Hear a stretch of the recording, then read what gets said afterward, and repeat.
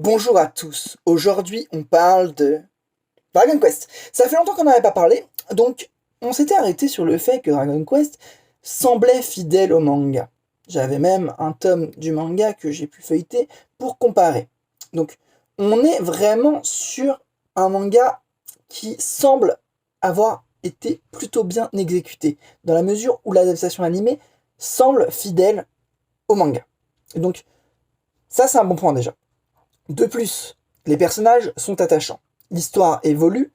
On n'a pas l'impression de se prendre plusieurs arcs en mode rush, non, franchement. C'est très bien dosé. On a un respect de l'œuvre.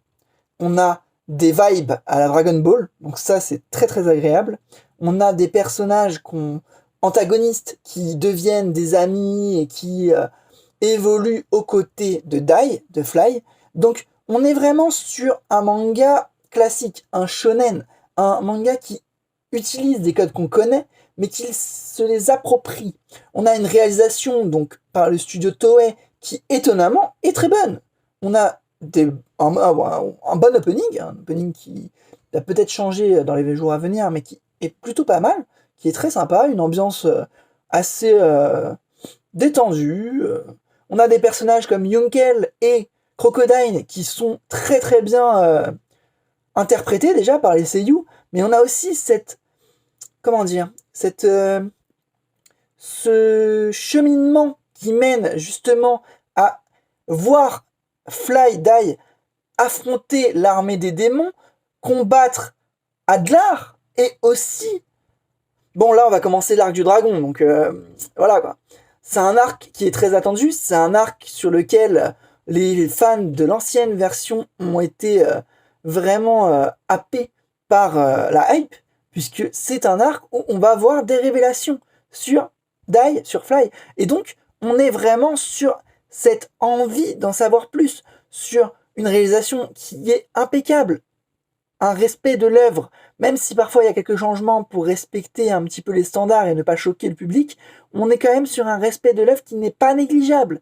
Et c'est dans cet aspect-là qu'on peut voir que la Toei fait plaisir à ses fans. Certes, ce n'est pas Dragon Ball, mais il y a quand même quelques petites ressemblances, déjà au niveau du chara design, au niveau de l'histoire où on a Adlar qui ressemble quand même à Piccolo, au roi démon Piccolo, et on est quand même sur des personnages qui sont vraiment originaux, comme par exemple Mam qui rappelle beaucoup Bulma, on est sur Pop qui rappelle un peu Krillin, on est sur Fly, Dai qui rappelle Goku, je suis désolé.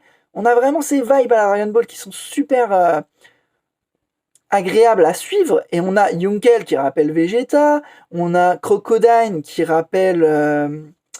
qui peut rappeler lui en fait, Crocodile il rappelle plus un homme poisson à la Jinbei un petit peu, ce serait plus sur du One Piece. On est sur quand même des humanoïdes, donc des personnages qui sont mi-homme, mi-crocodile dans l'occurrence, mais qui ont cette volonté de rejoindre Dai dans son épopée et qui vont l'aider à développer ses capacités, des capacités qui sont enfouies au cœur de lui-même. Et donc, Fly, ce personnage qui est très attachant et qui a un design vraiment agréable à suivre, va se développer et va exploser d'une manière exponentielle dans les prochains épisodes à venir. On est sur Dragon Quest, on est sur une licence du jeu vidéo qui a été exploitée et encore exploitée et qui va exploiter maintenant le filon de Fly, Dragon Quest, qui va permettre à la licence de se renouveler dans un premier temps, mais qui va aussi nous donner la possibilité de profiter d'un nouveau personnage très charismatique dans une œuvre qui a été pour la plupart d'entre nous oubliée. Bon, certes, dans les années 2000, cette œuvre était un classique, mais elle n'a jamais été à la hauteur de Dragon Ball, One Piece ou d'autres. Donc, parce qu'elle a été très mal exploitée à l'époque. On n'a pas eu la fin de l'adaptation. Et en plus, ce manga est un manga qui, certes, a vendu beaucoup d'exemplaires, mais qui n'est pas très très connu. C'est un manga qui est lié à la franchise Dragon Quest et qui va, dans les années à venir, avoir une popularité inimaginable. On n'est pas sur du Jujutsu no Kaisen qui régale.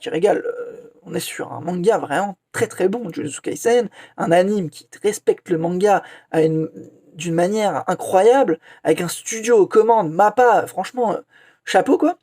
Et donc on a hâte de voir Dragon Quest, on a hâte d'être plongé à nouveau dans cet univers et dans l'arc du dragon, où on découvrira le vrai potentiel de de Fly. Et donc c'est ça qui est intéressant. Donc moi je vais vous dire à la prochaine. On reste bien entendu à l'affût de cette série animée qui a un potentiel inimaginable et qui nous donne chaque week-end l'envie de suivre les aventures de Fly dans ce monde assez fantasy, dans la fantasy, avec des braves, des chevaliers, des magiciens, un monde vraiment digne des plus grands RPG, MMORPG, un monde où on a vraiment cette volonté de déjà de protéger les êtres qui lui sont chers, et nous on a juste envie de connaître la suite. Donc moi je vous dis à la prochaine, et n'hésitez pas, bien entendu, à laisser un petit pouce bleu, à commenter, à me suivre, ça fait toujours plaisir. On est là, et voilà, on est toujours à l'écoute, et on a envie, bien entendu, de suivre les aventures de Fly dans l'épopée que Dragon Quest propose. La série animée de 2020, bien entendu. Après, si vous voulez regarder la série d'animé des années 90, moi je vous en dépêche pas, hein, c'est très sympa. Allez, plus.